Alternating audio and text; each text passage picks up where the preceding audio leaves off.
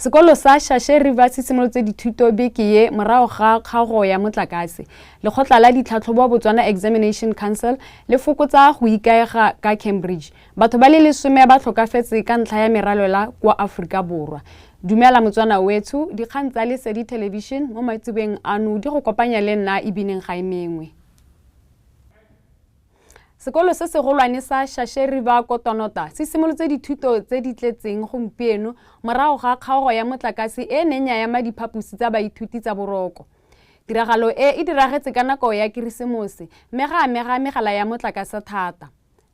Botswana Power Corporation e netefaditse ha e buseditse motlakase ka jalo botsamaisi bo tsweletse ka go gokaganya le batsadi go netefatsa gore baithuti ba boa ka nako.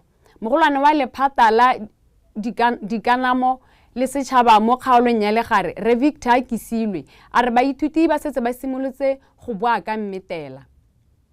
BPC e neilwe maikarabelo a go sekaseka selekanyo sa tshenyo le go tlamela mafaratlhatlha otlhe a amegileng go thibela dikgoreletsi tse di tshwanang le tse go ya pele. Se ke ngwaga wa bobedi ka go latelana sekolo se itemogela tiego ya go bulwa ga sekolo ka ntle ya dikgang tsa motlakase. Le fa go na le dikgwetlho tse, sekolo sa Shashe River se tswelela ka go dira sentle mo dithutong ka se tsere maemo a ntlha mo ditlhatlhobong tsa bošweng tsa BGCSE. Ke boammaaruri sekolo sa rona se itemogela kgwetlho thata ya motlakase. Ke boammaaruri mo tsekoleledi go Shashe River School. Mme ke supe jalo gore ka di 13 tsa January ba lephata la rona la Power, Botswana Power Corporation ba ne ba kgona gore thusa re sena go kopa gore ba re thuse go busetsa motlakase mo sekolong. Le ga mme dikgwetlho le gale le sediwe mme go simolola di 13 motlakase o boetse mo sekolong sa Shashe River School. Hela ka honorable MP ana supa gore dikole tsa rona tota montsi jwa tsone di itemogela gore setse di le dikgologolo di tlhokana le major maintenance. Mme ke a leboga le honorable MP a supa gore nya seo se akareditswe di tla bona tsone di maintenance so that di ntšhagale di seke tsa nna di neela bone bothata jwa go kgaoga motlakase go bonala ga dihostele jalo jalo. Lekgotla la ditlhatlhobo la Botswana Examinations Council le tla tsaya dikgato tse di maleba go fokotsa go ikaega ga lone ga tetlelalosemmuso ya Cambridge le go thatagatsa taolo ya maemo a ditlhatlhobo tsa mo gae. E le bontlhabongwe jwa karolo ya phetogo e. BEC e gateletse botlhokwa jo bo tseneletseng jwa netefatso ya boleng jo bo kwa godimo e dira se go batla bommantswitswidi ba tsa netefatso mo gae le fa go ise go tlhomiwe kompone epe. BEC e kaeletse go ka ikemela ka nosi le ka botlalo mo dingwageng di le 3. Ba supile fa ba tla tlisa maduo a boleng jo bo kwa godimo a ikanyegang ebile a tsamaisana le ditlapele tsa thuto tsa Botswana. Phetogo e baya BEC mo maemong a go lolamisa dithulaganyo, go fokotsa go ikaega ga dithuso tse di tswang ka ntle le go aga tlhomeso ya ditlhatlhobo mo gae e tla senolang tlhaelo. We are having a very important issue here, a very important development that we saw fit to meet with you as our stakeholders and share with you information on the developments that we are going through here at BEC in the space of assessment. You all know our mandate as BEC, that we are mandated to conduct examinations and assessments in the GE, General Education, and the TVET space, Technical Vocational Education and Training. And we also award certificates on those examinations. This is according to our amended Act of 2019. And in doing so, in carrying out the assessments, we have embedded assessment quality assurance along the assessment processes. We will find it fit, and it is always important to quality assure the assessment processes. We are working with Cambridge. They were based on accreditation agreement with certification. That contract has ended last year, and we started a new one which comes with a highly reduced scope. But we believe we have matured over time, and now we have the capacity to conduct some of the processes without support from Cambridge.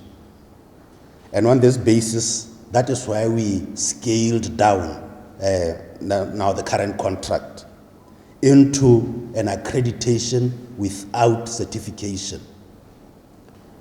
Candidates who sat for BGCSE syllabuses and broad syllabuses in 2025 examinations going forward are likely will receive different certificates depending on the syllabus combinations.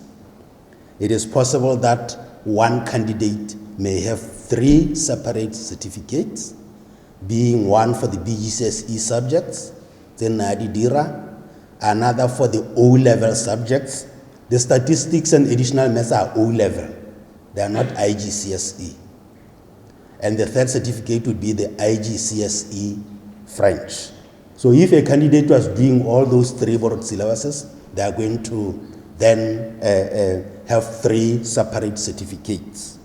Mo go tsa mafatshe a sele bodiredi bo tlhalositse fa merwalela e bakilweng ke dipula tse di mashetla go bokone botlhaba jwa Aforika Borwa e bolaile batho ba ka tshwara 10 mo bosigong jo bo le bongwe mo go ne ga pateletsega go tswalwa ga phaka ya setšhaba ya khuruka e tumileng. Aforika Borwa le Mozambique di malala a laotswe jaaka fa dipula di tsweletse ka go baka tshenyo. Pego ka ba lephata la bosa e supa fa Limpopo le Mpumalanga di le gareng ga kgaolo tse di amegileng thata. Kwa Limpopo batho ba le boroba bongwe ba tlhokafetse mme ba ka nna 200 ba faloditswe. Fa difofane tsa sesole di rometse go fudusa banni ba ba ka leletsweng.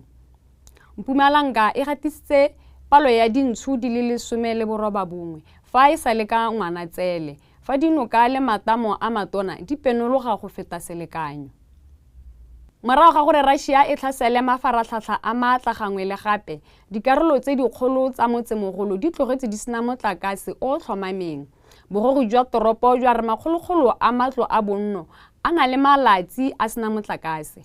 Ratoropo Vital Klitschko o tlhalositse fa seemo se e le se se maswe go gaisa sa Kaivi e kileng ya lebagana le sone mo dingwageng di le dintsi.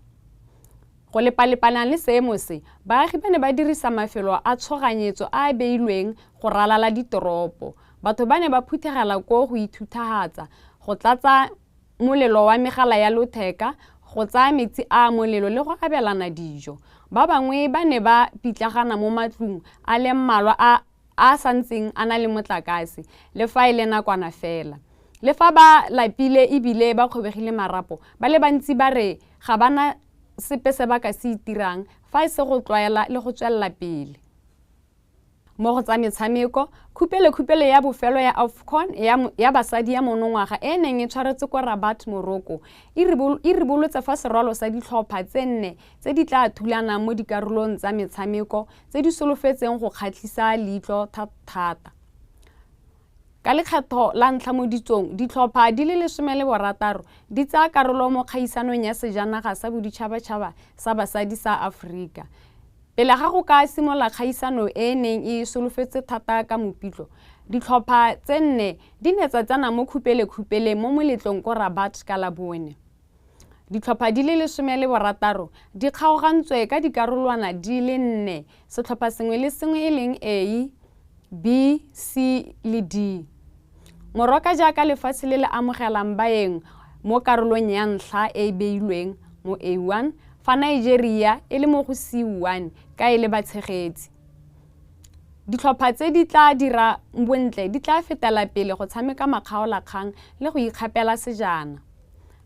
Ditlhopha tse 4 tse di latelang: Group A, Morocco, Algeria, Senegal, Kenya. Group B, South Africa, Ivory Coast, Burkina Faso, Tanzania. Group C, Nigeria, Zambia, Egypt, Malawi. Group D, Ghana, Cameroon, Mali, Cape Verde.